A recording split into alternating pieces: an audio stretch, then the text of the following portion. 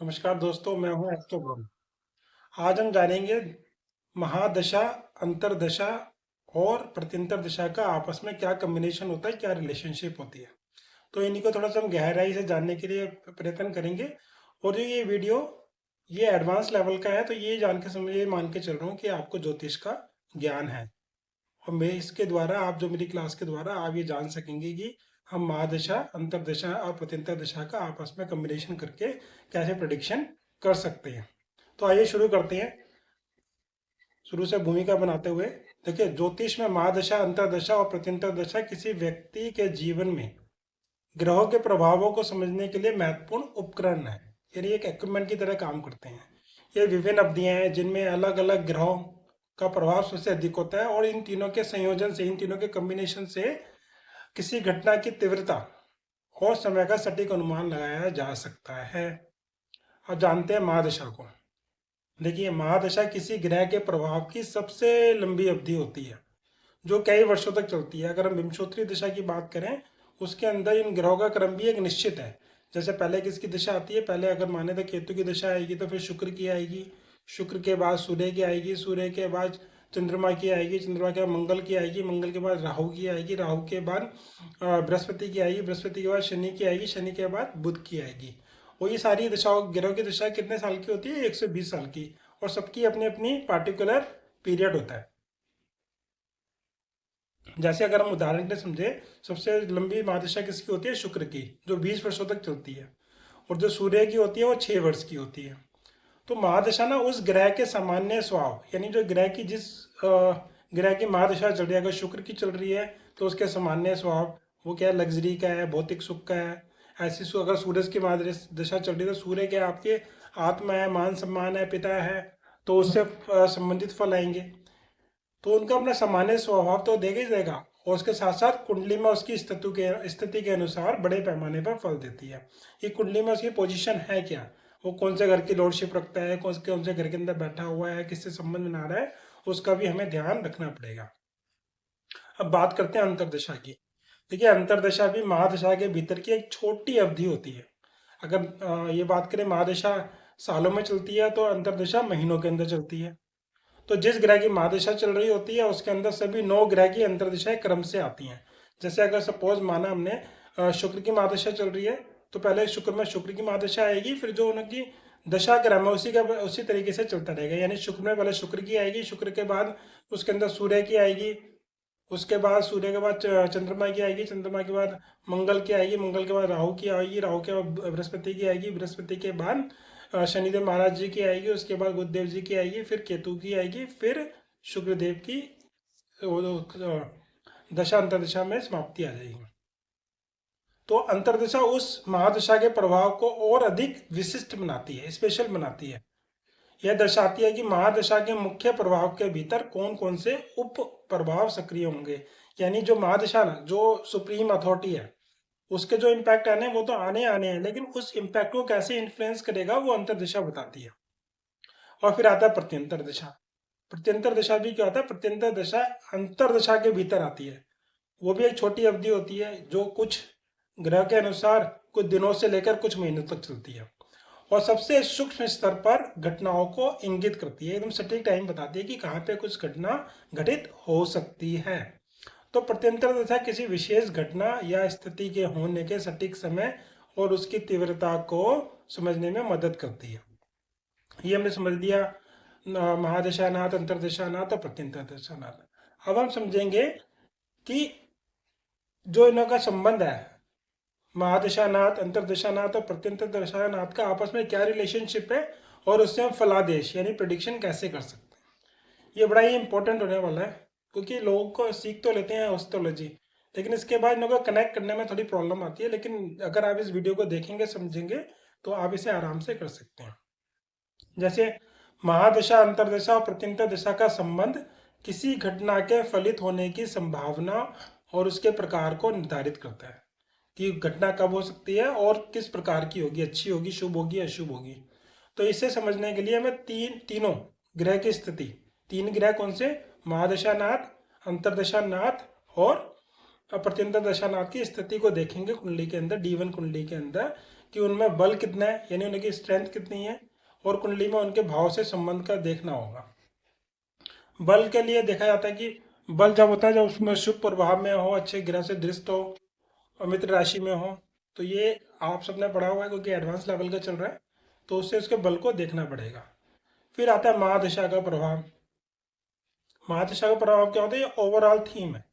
सबसे पहले महादशा के स्वामी ग्रह का कुंडली में क्या प्रभाव है, ये देखना महत्वपूर्ण है। यदि महादशा का स्वामी ग्रह शुभ है, बलवान है और अच्छे भाव में स्थित है, तो उस अवधि में सामान्य रूप से शुभ परिणाम मिलने की संभावना होती है, क्योंकि सब शुभ शुभ है। यदि वह अशुभ है या पीड़ित है, तो कठिनाइयों की संभावना अधिक होती है। अब महादशानाथ के अंदर अंतरदशानाथ का प्रभाव, यानी रिफाइनमेंट ऑफ थीम। जो महादशा थी वो थीम थी, उसका रिफाइनमेंट कैसे होगा, इसके बाद अंतरदशा के स्वामी ग्रह का विश्लेषण किया जाता है। अंतरदशा का ग्रह महादशा के प्रभाव को संशोधित कर सकता है। संशोधित मतलब एडजस्ट कर सकता है उसके अंदर। कैसे? सपोज अगर शुभ ग्रह की महादशा है और शुभ ग्रह की ही अंतरदशा है, तो जो कम्बिनेशन बनेगा तो कैसा बनेगा, इसका क्या फल होगा।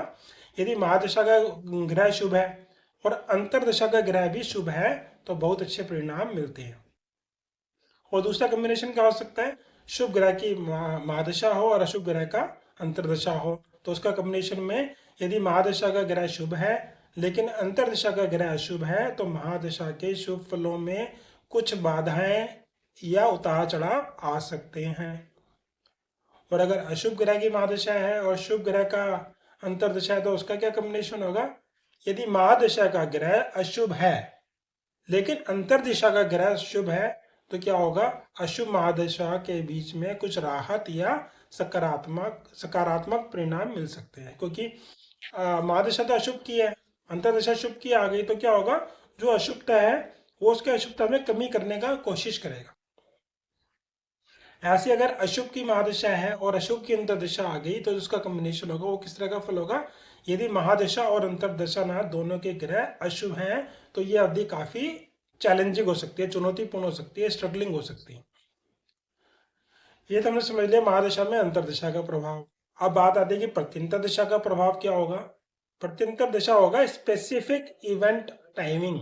वो स्पेसिफिक टाइमिंग बताएगा कि जो दशानाथ और अंतरदशानाथ का जो इम्पैक्ट आया है उसका सटीक टाइमिंग बताएगा कि कब घटित हो सकते हैं। देखिए, अंत में प्रत्यंतर दशा का ग्रह किसी घटना के होने के सटीक समय, मतलब कि आप सटीक समय निकाल सकते हैं अगर आपने सही से कुंडली का एनालिसिस किया है तो, और उसकी प्रकृति को निर्धारित करता है, प्रकृति शुभ रहेगी या अशुभ रहेगी। देखिए, जब तीनों ग्रह महादशानाथ, अंतरदशानाथ, प्रत्यंतर दशानाथ का संबंध किसी विशेष घटना, जैसे कोई भी घटना हो सकती है, जैसे विवाह हो सकता है, नौकरी हो सकती है, बीमारी से होता है, तभी वह घटना घटित होने की संभावना बढ़ सकती है। तो ये तो हमने समझ लिया। अब इसमें क्या होगा, तीनों ग्रह के बीच मैत्री संबंध, युति यानी कंजंक्शन, दृष्टि संबंध यानी एस्पेक्ट, या एक दूसरे की राशियों में स्थित यानी म्यूचुअल साइन एक्सचेंज होने पर उनका प्रभाव और भी अधिक प्रबल हो जाता है।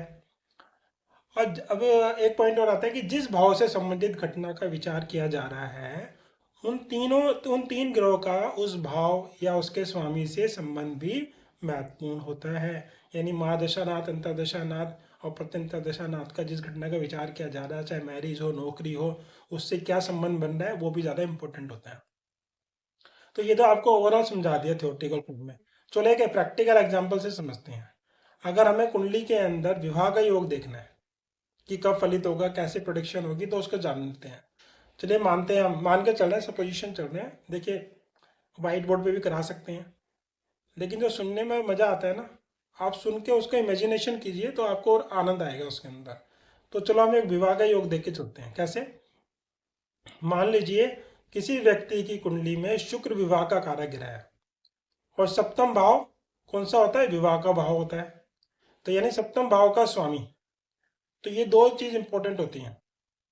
तो ये यदि महादशा, यदि शुक्र की महादशा चल रही है जो 20 वर्ष की होती है, तो यह विवाह के लिए एक लंबी अनुकूल अवधि को दर्शाता है, यानी 20 साल के अंदर एक शादी का योग तो हो सकता है। ये ओवरऑल थीम होगी इसकी।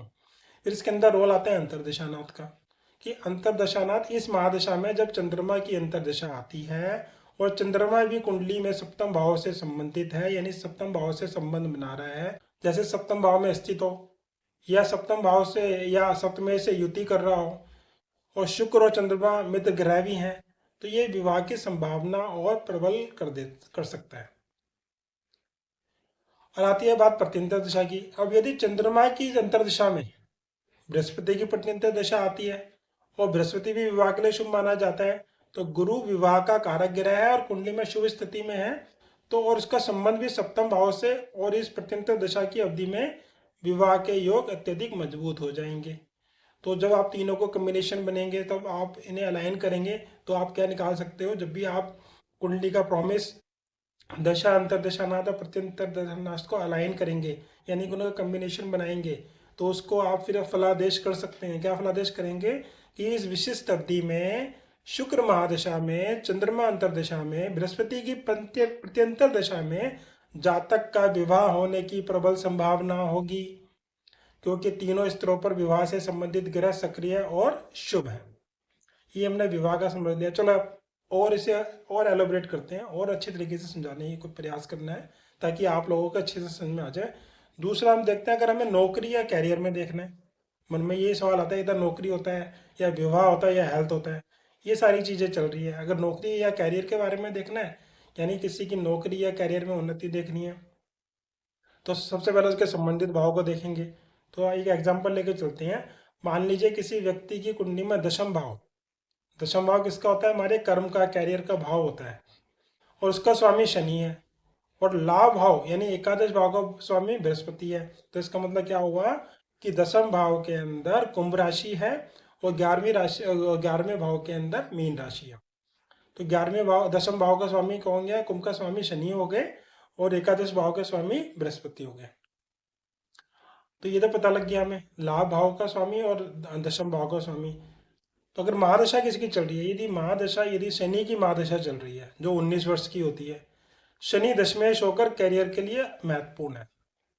और इसी तरह अंतरदशा, इस महादशा में जब बृहस्पति की अंतरदशा आती है और बृहस्पति एकादशेश होकर लाभ और उन्नति का कारक है। यदि शनि और बृहस्पति का आपस में कोई शुभ संबंध, जैसे युति बन जाए, दृष्टि बन जाए, या एक दूसरे की राशि में हो, तो ये कैरियर में बड़े लाभ या पदोन्नति का संकेत दे सकता है। अब इसके साथ हम अलाइन करेंगे किसी प्रत्यंतर दिशा को। जब प्रत्यंतर, अब यदि बृहस्पति की अंतरदिशा में सूर्य की प्रत्यंतर दिशा आती है, और सूर्य किस चीज का कारक है, सूर्य है सरकार का, अधिकार का और उच्च पद का कारक है। तो इसका संबंध दशम या एकादश भाव से है, तो इस प्रत्यंतर दशा में जातक को सरकारी नौकरी में पदोन्नति या किसी बड़े अधिकारी से लाभ मिल सकता है। तो आप क्या प्रेडिक्शन करेंगे, ये क्या फलादेश करेंगे, आप बोलेंगे जातक को कि इस अवधि में, कौन सी अवधि में, शनि की महादशा में, बृहस्पति की अंतरदशा में, सूर्य की प्रत्यंतर दशा में जातक को अपने कैरियर में बड़ी उन्नति या पदोन्नति मिलने की संभावना है, क्योंकि तीनों स्तरों पर संबंधित और शुभ ग्रह सक्रिय हैं, एक्टिवेट है, ट्रिगर एक्टिव हो गया है। चलो एक एग्जांपल से ये समझ लिया, एक एग्जांपल और समझ लेते हैं। अब हम समझ लेते हैं, क्योंकि क्वेश्चन ऐसे आते हैं, या तो विवाह से संबंधित पूछेगा या कैरियर से संबंधित पूछेगा, और ज़्यादा से ज़्यादा किसके बारे में पूछेगा, अपनी स्वास्थ्य संबंधी समस्या के लिए।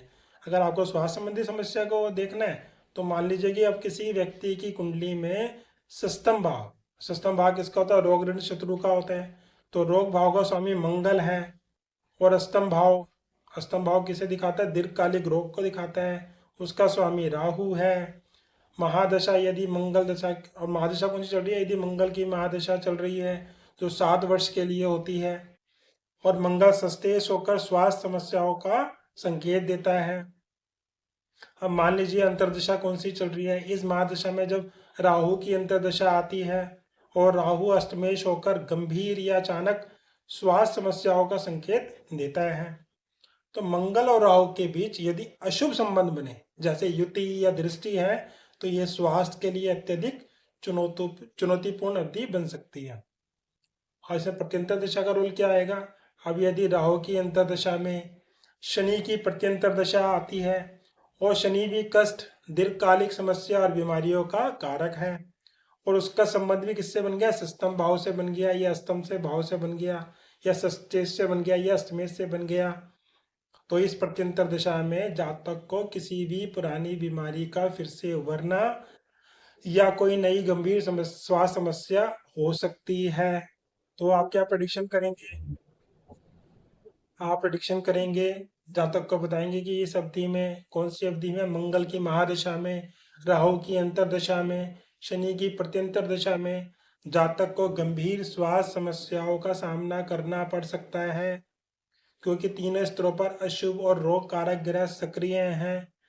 तो इन सारे एग्जाम्पल से आपको स्पष्ट हो गया कि महादशा एक बड़ा चित्र देती है, बड़ी पिक्चर देती है, और जो अंतर्दशा है उस चित्र की भीतर की बारीकियां बताती है, और प्रत्यंतर दशा किसी घटना के होने के सटीक समय और उसकी प्रकृति को निर्धारित करती है। और एक अनुभवी ज्योतिषी इन तीनों दशाओं के साथ साथ ग्रहों की कुंडली में स्थिति, बल, युति, दृष्टि और गोचर का भी विश्लेषण करके सटीक फलादेश करता है। तो आशा करता हूँ कि ये आपको पसंद आया होगा। महादशानाथ, अंतरदशानाथ और प्रत्यंतर दशानाथ के आपस के कम्बिनेशन करके आप कैसे कुंडली से जातक को फलादेश कर सकते हैं। चलिए, मैं था आपका ज्योतिष मित्र एस्ट्रो ब्रह्म। ऐसे ही मिलते हैं एक ज्ञानवर्धक वीडियो के साथ अगले वीडियो में। तब तक के लिए जय श्री राम।